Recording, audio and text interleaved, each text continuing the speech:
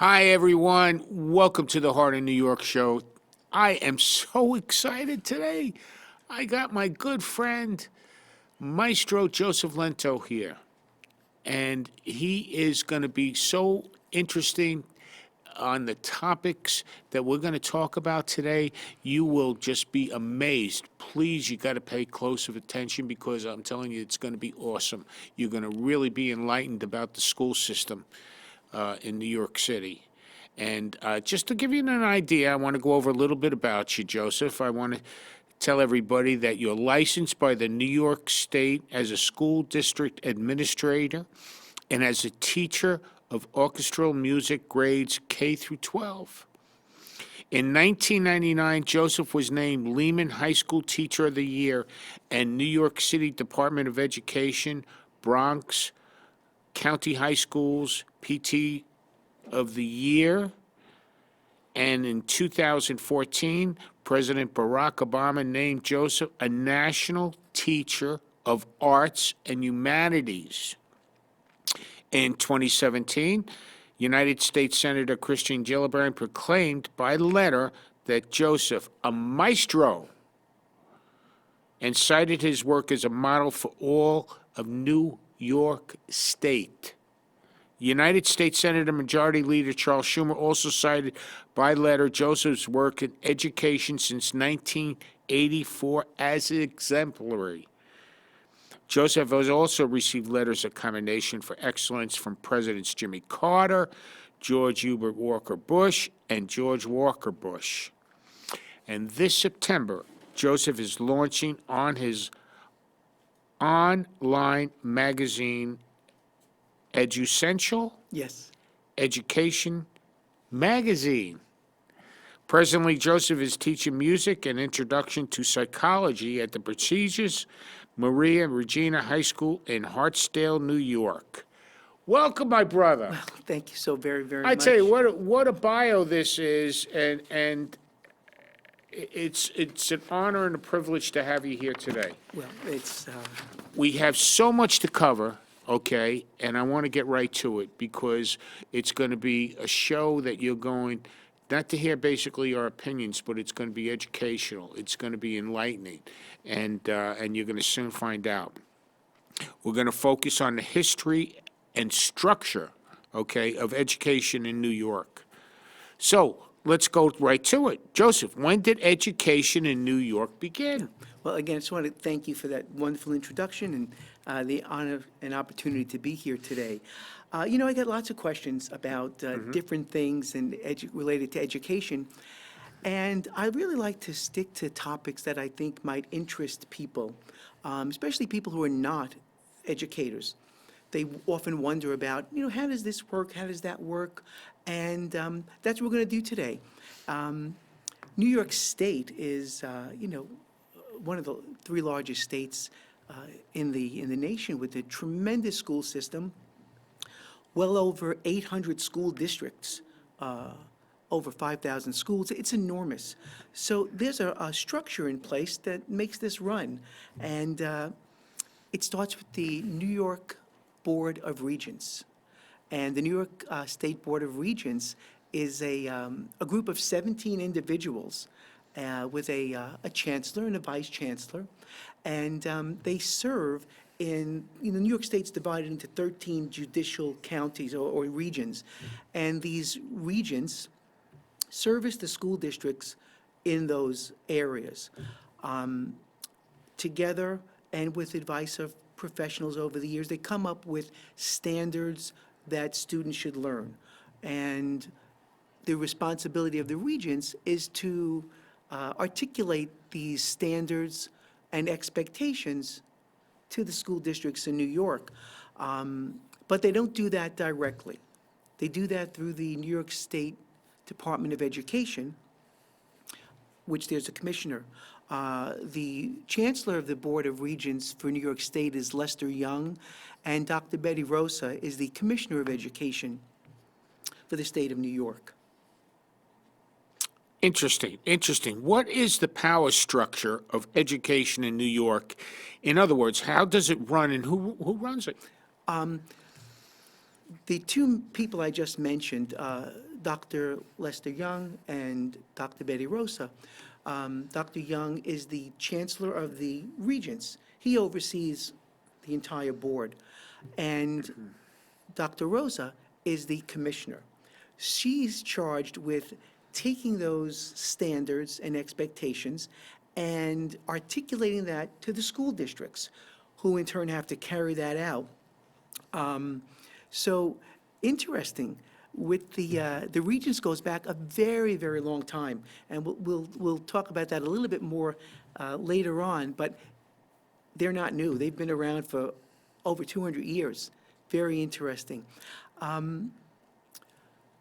The Department of Education has over 7,000 employees. It's huge, and everyone helps articulate the expectations and the learning standards from the regents. By the way, the regents are appointed, Peter, by vote by the New York State Legislature. So they serve 5-year terms. So it's the New York State Legislature that appoints them through a vote, and they serve 5-year terms.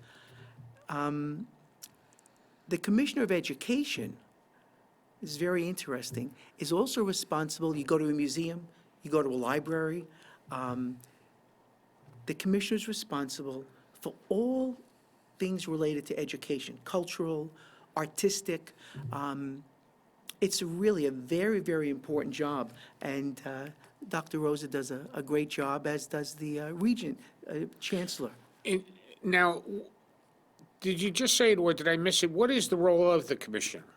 The commissioner is, in conjunction with the regents, who, by the way, the regents, those 17 members, they elect the Commissioner of Education. So they actually, through the power vested in them by the state, they then elect who they want the commissioner to be. So it's a very long process, and of course, Dr. Rosa is there. She has a very storied career.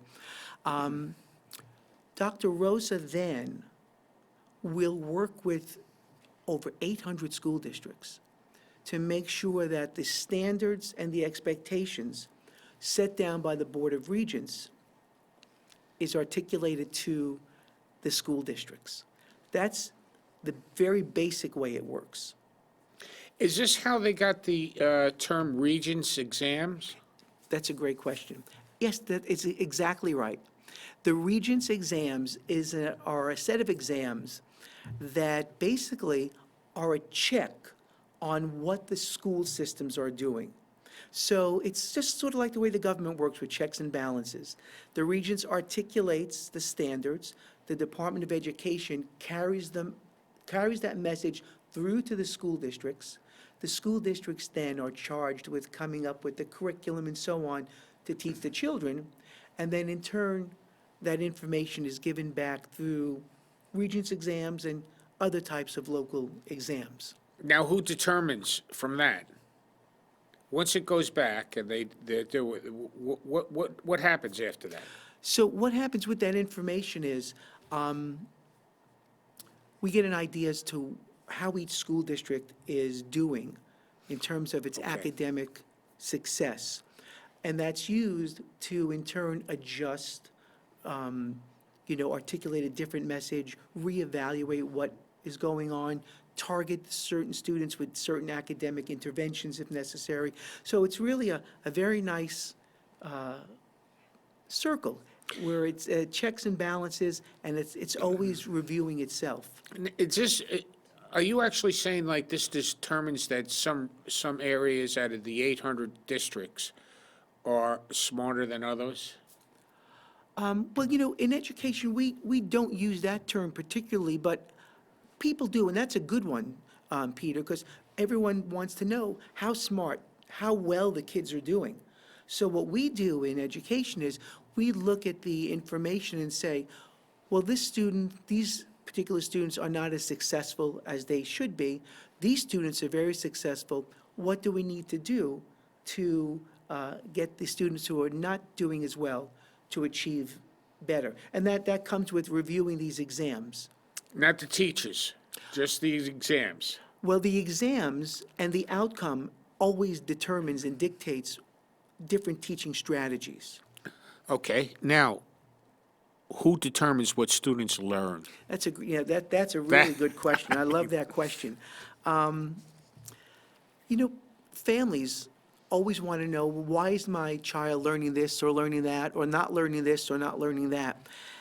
It's a very, very complex question, very difficult to determine. But over the years, even before the New York Board of Regents and more formalized education, there's always been a particular set of basic things that adults have determined children should know. Things from household chores even, to basic computations, reading, and so on. But it's much more complicated at the level you're asking the question. So there's already a base of knowledge that exists as to what students should learn. And then the regents takes that information and they come up with a very complex set of standards. First grade is this or that. Second grade is this and that. Third grade is, and it goes on that way. So they take that information and they scaffold it. That's a term they use a lot in education, building upon. So the regents comes up with what should be taught. They then take that and articulate it to the State Department of Education, who then is responsible to really put that plan into motion. And that plan is trickled down to the school districts, who actually have to develop the curriculum around it. So each district does have the freedom to teach introduction to music, let's say, in the way they want, long as it meets the standards. There are certain standards that each core subject has to have, and then you can teach it in any way you want according to that district. And then, of course, then you have the teacher who then puts their own take on it. But they're all following an outline. It's not just willy-nilly, but there is freedom to do that. But overall, everything eventually looks the same in terms of the standards. That's different than the specifics. now, on the flip side, who determines that something should be taken out of the system? Because we've seen that over the years.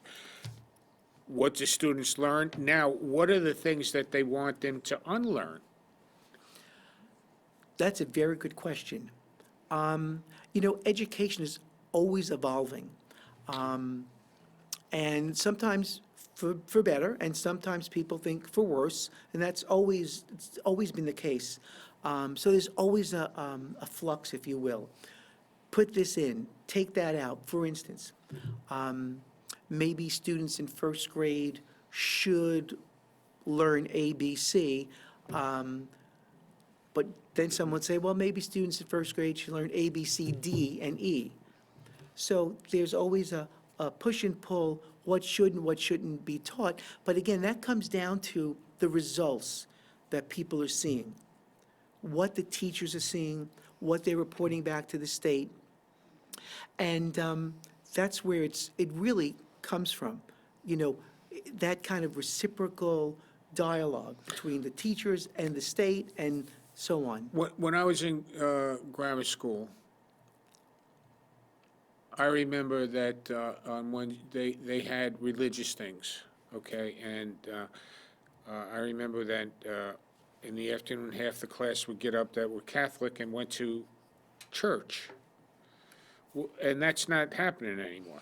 So who takes that out, for instance? Well, I do believe all public schools have what they call religious release time, where on a particular day, students are let out for religious instruction, and they go to, the religious instruction of their family.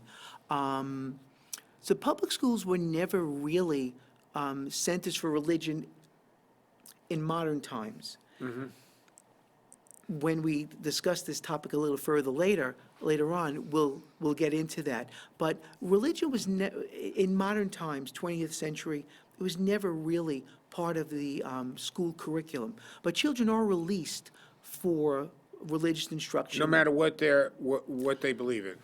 Yes, if there's, for instance, Catholics, it was generally on a Wednesday, they'd be religious instruction release time, students would get out early and go to their religious instruction. Okay. But it was not incorporated in the school.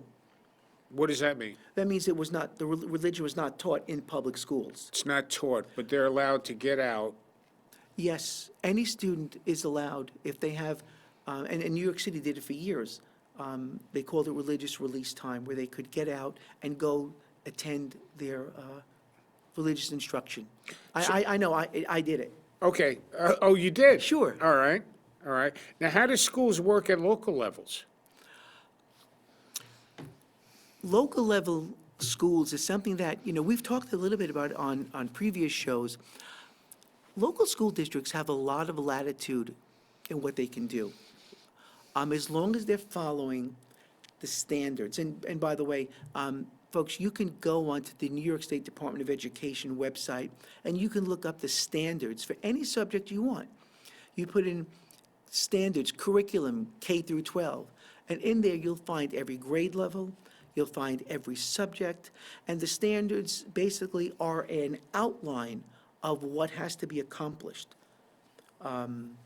So you can find that. But getting back to your question, so every school district has to teach a certain number of classes in a certain sequential order, but they can do it in ways that they feel are best for their students. So there's a lot of flexibility in that, which is good. We all teaching the same thing, but everyone's just a little different, but you cover the same information. Okay. And by okay. the way, school districts do it differently, depending upon who's teaching the courses. That leads me into the next question. Do all school districts have to teach the same thing? I'm not a constitutional scholar or anything like that, but I know in education, the 10th Amendment allows for states and local governances to do what the federal government doesn't prescribe. So that leaves a lot of latitude for local school districts to do what they want in terms of education. That's why the states are so powerful, and these boards of regents are so strong, and there's a lot of autonomy in it. So it can be a very, very powerful tool for students and the citizens, because you can have involvement in this. So they will teach they will teach the standards, but they can do it in their own styles, in the way they want And to. you're saying they can do it in their own style. And what comes to me is the old TV show, Welcome Back, Kotter. Ah, He had a style that handled the students in that Brooklyn district, right.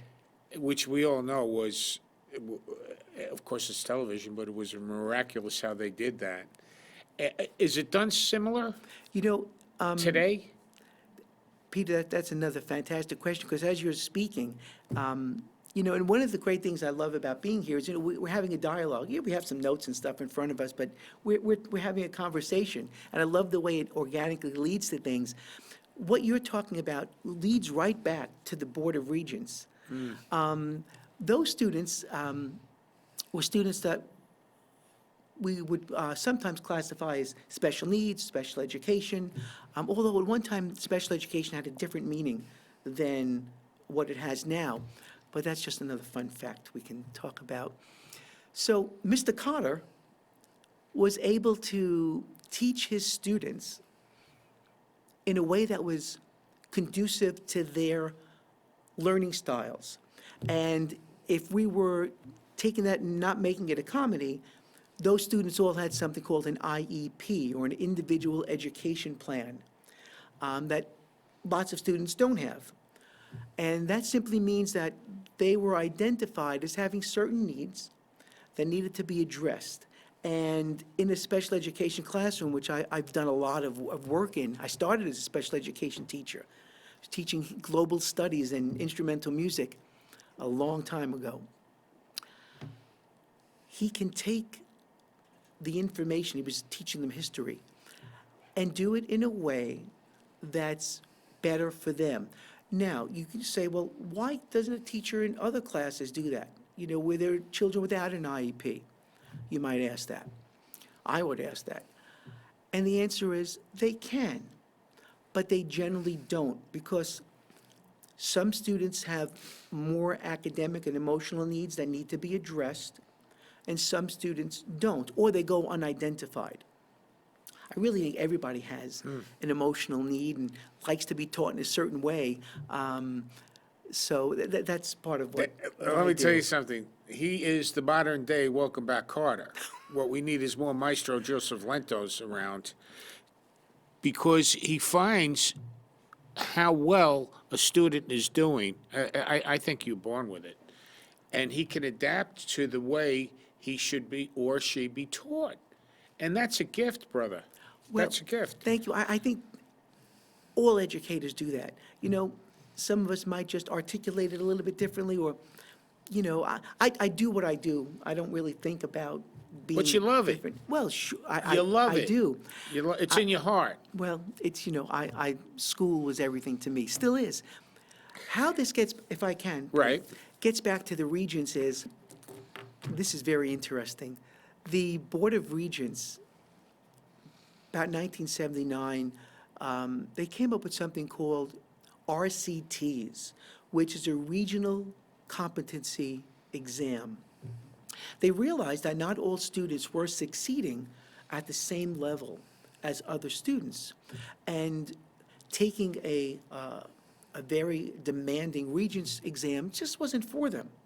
So people like in Mr. Carter's class didn't have to take a Regents exam, and by the way, you still don't.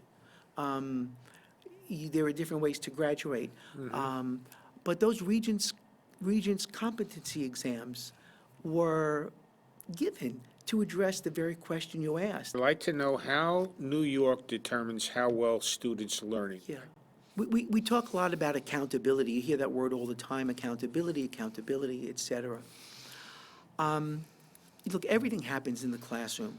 Teachers do fantastic work, administrators. It's a very complex and demanding job, but we love what we do. But the state has to know what's going on. The federal government has to know what's going on. It's just the way things work because we're publicly funded. So schools that are publicly funded have to account to the taxpayer. And you can go online again for this and just look up your school's report card. Every school has a report card. You go to the New York State Department of Education and type in school report card. You can go find your school right next door to your house, any school you want that's a New York State public school, and you will find how well the students are doing academically. You can find the rate of absenteeism. You can find the rate of those with special needs. You can find the funding. You can find everything. There is accountability because all this information has to be given back to the state.